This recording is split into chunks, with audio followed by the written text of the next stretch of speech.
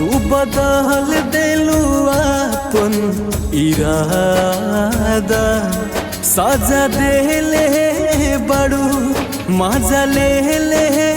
बड़ू ऐसन करबू न सोचनी ए दादा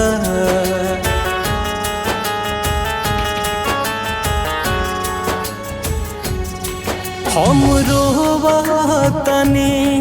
नहीं सोवतनी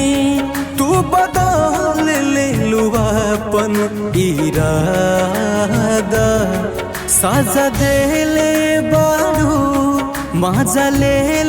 बड़ू ऐसन करबू न सोचनी ए दादा।